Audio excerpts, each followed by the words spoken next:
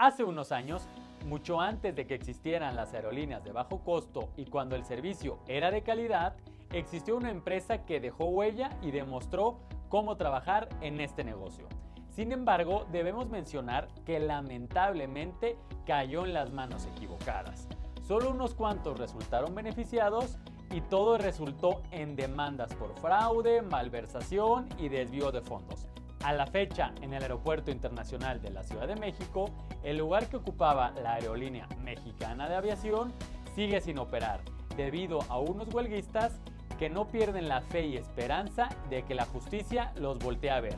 ¿Sabes qué fue lo que sucedió? ¿Quiénes fueron los responsables? ¿Cuál fue su éxito y cómo llegó al fracaso? Hoy te lo voy a contar. Soy Nacho Vázquez, comenzamos.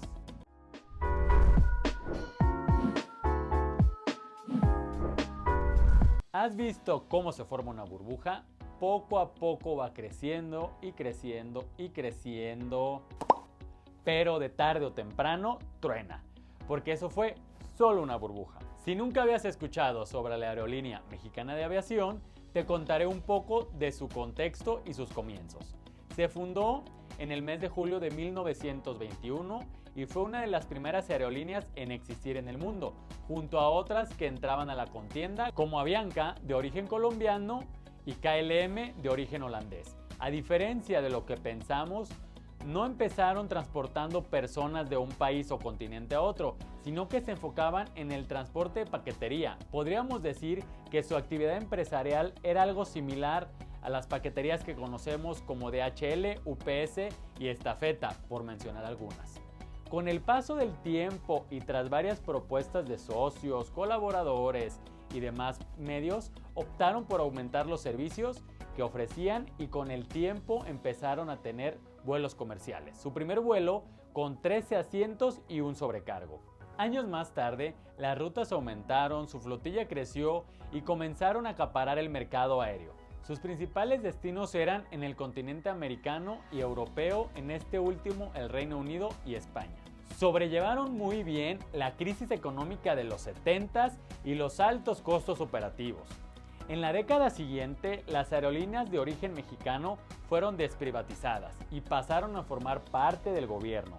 Años más adelante, Mexicana de Aviación se adjudicó el título de la mejor aerolínea de nuestro país. Seguro te preguntarás, ¿esto a qué se debió? Bueno, el título lo consiguieron gracias al gran servicio que ofrecían, el cual se basaba en una excelente atención a los pasajeros, sumado a los buenos productos tanto de comida como de bebidas que ofrecían. También es importante mencionar que cuidaban el talento de su empresa, con sueldos competitivos, capacitación continua, planes de carrera, vacaciones y prestaciones muy superiores a las de ley.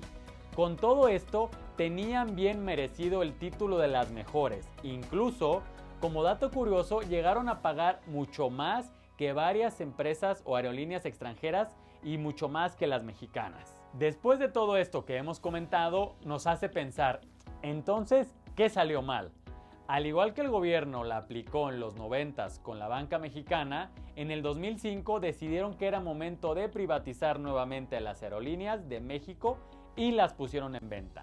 Entre los interesados y quien se quedó con Mexicana fue Grupo Posadas, que son mejor conocidos por gestionar hoteles. La venta de Mexicana fue un poco controversial, ya que el precio que pagaron por el 95% de las acciones de la compañía fue menos del 15% de lo que realmente valía y que fue un poco más de 165 millones de dólares. Además de este súper descuento, por llamarlo de alguna manera, fue muy llamativo que le vendieran a Grupo Posadas la aerolínea mexicana, pues la cabeza en aquel entonces, Gastón Azcárraga, había apoyado fuertemente la campaña del expresidente Vicente Fox Quesada. Ahora, si era la mejor aerolínea de México, ¿por qué decidieron desnacionalizarla? La justificación en aquel movimiento estratégico fue que, como tal, no alcanzaba el dinero para cubrir los gastos operativos. Y el problema es que ese dinero venía directo del gobierno, lo cual no lo hacía rentable. Tras la venta realizada a Grupo Posadas, los problemas no mejoraron en lo absoluto. Por esta razón, recurrieron a buscar préstamos para solventar los gastos. Sin embargo, no ayudó en nada. A diferencia de lo que pensaron, cada vez se endeudaron más y más y más y terminaron incluso perdiendo varios aviones y hasta un terreno de 60 millones de pesos. Si bien endeudarse no implica que la empresa ya fuera en bancarrota, al contrario, y en algunos casos es recomendable hacerlo para conseguir algo de liquidez, solventar operaciones de crecimiento, expansión, en fin, lo que pudiéramos llamar una deuda eficiente. Acá no fue así. Sin embargo, el problema no fue solo eso, sino que la cabeza, Gastón Azcárraga, fue el único beneficiado. Se le acusó de fraude, robo, desvío de dinero, malversación de fondos. ¿Cuál fue la razón? Lo que sucedió fue que, como mencionamos anteriormente, Grupo Posadas adquiere el 95% de las acciones de Mexicana. Curiosamente, el mismo día que adquiere estas acciones, el 65% de las mismas las revende a personas físicas y a diferentes empresas, entre ellas una subsidiaria de Grupo Posadas, administradora profesional de hoteles.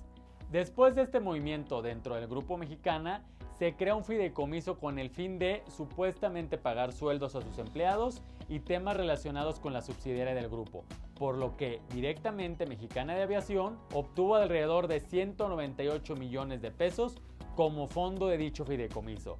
Posteriormente a este movimiento, Grupo Mexicana transfirió a Administradora Profesional de Hoteles la cantidad de 197,971,394 pesos con 58 centavos a cambio de la recompra de títulos del Grupo Mexicana. Además que esta fue extraída del fideicomiso. Después todas las sumas se transfirió a la cuenta de Grupo Posadas. Digamos que entre las empresas y subsidiarias de ambos grupos se estuvieron recomprando y revendiendo las acciones y el único beneficiario de la historia fue Gastón Azcárraga y Grupo Posadas. Para el 2010, Mexicana realizó el último vuelo de su historia. El endeudamiento de la empresa, más liquidaciones, pensiones, sueldos, etc., hizo que la deuda siguiera aumentando. Actualmente, la deuda supera los 5,000 millones de pesos y a pesar de que hubo varios interesados en que fuera posible reactivar la compañía, esto requiere una fuerte inyección de capital, por lo que se ha complicado cada vez más. Además, hay más piedras en el camino. Se habla de muchas trabas y jugadores externos que han influenciado para que no salga a flote Mexicana. ¿Con qué objetivo? Bueno, lo que se puede deducir es que varios interesados en el mundo de la aviación y las aerolíneas buscaron derrumbar que tenía el título como la mejor aerolínea de México, ya que lo que fue dejando Mexicana se lo repartieron entre las existentes y nuevas aerolíneas de aquella época como Interjet, Volaris y Viva Aerobús. Fue un duro golpe y los afectados, que en su mayoría fueron ex colaboradores de Mexicana, siguen esperando, aunque cada vez más lejos, que se les haga justicia. De hecho, si has visitado el Aeropuerto Internacional de la Ciudad de México, podrás notar que ahí sigue, después de varios años, las manifestaciones y protestas que exigen sus derechos. La pregunta es, ¿algún día se resolverá? Los aciertos. Número 1. Comprometerse con el personal. A inicios, cuidaban al personal desde su capacitación, salud y economía. Número 2. La calidad. Dar calidad en el servicio y los productos siempre genera éxito. Número 3. La imagen. El que te perciban bien siempre generará nuevos clientes. Si bien no se ha comprobado todo lo que aparentemente se hizo erróneamente, lo que sí es un hecho es que los directivos tomaron malas decisiones, no supieron manejar la gran empresa que tenían y se les estrelló el avión. Si te gustó el video, no se te olvide darle like, dejar tus comentarios y activar la campanita para recibir más notificaciones cada vez que subamos un video. Soy Nacho Vázquez, nos vemos en el siguiente.